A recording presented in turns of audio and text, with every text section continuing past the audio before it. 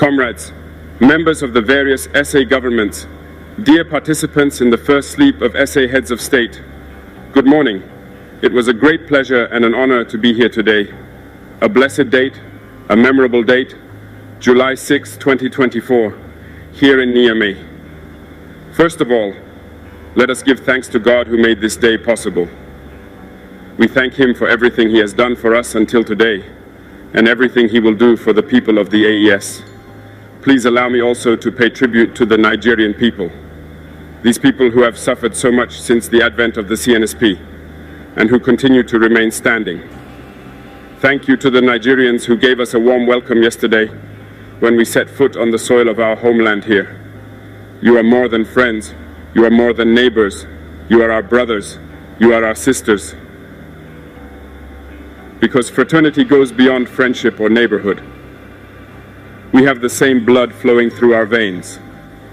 In our veins runs the blood of these valiant warriors who fought and who reserved these lands that we call Mali, Burkina, and Niger.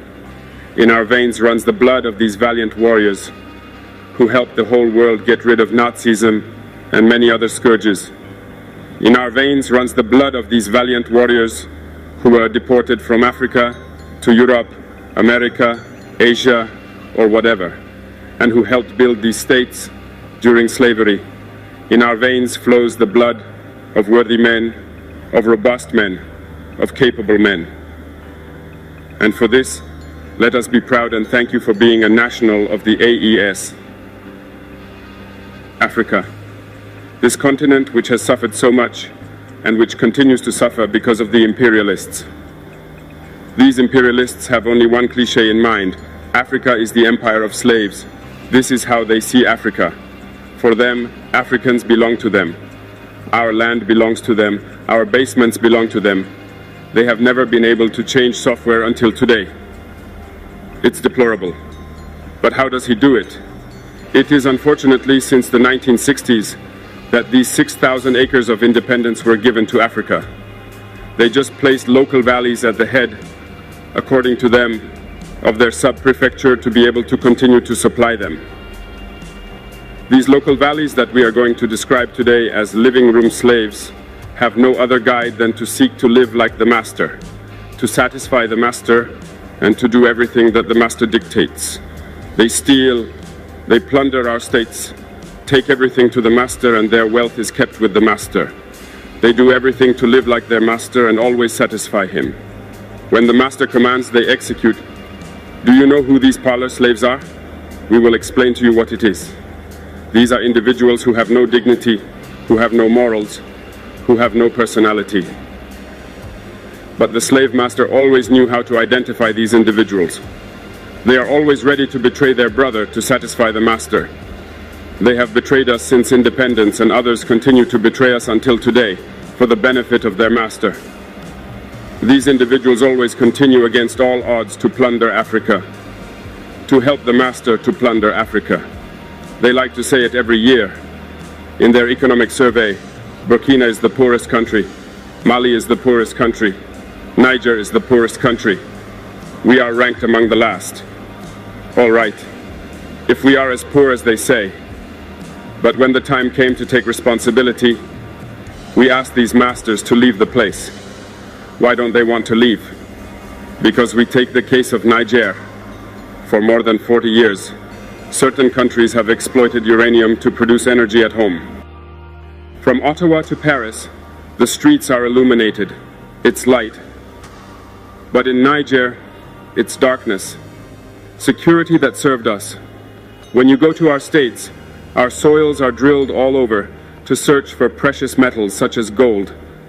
But often, there is not even the slightest accessible road to reach areas where they exploit some basic social services. This is why we decided to revolt and take the destiny of our countries into our own hands. There are many other examples, but when we decided this, we were approached by some parlor slaves to give us their master's message, because they had created this sort of polymer chain that sticks up at the head of our states to serve them. And we have come to break the chain, and it's inconceivable for them.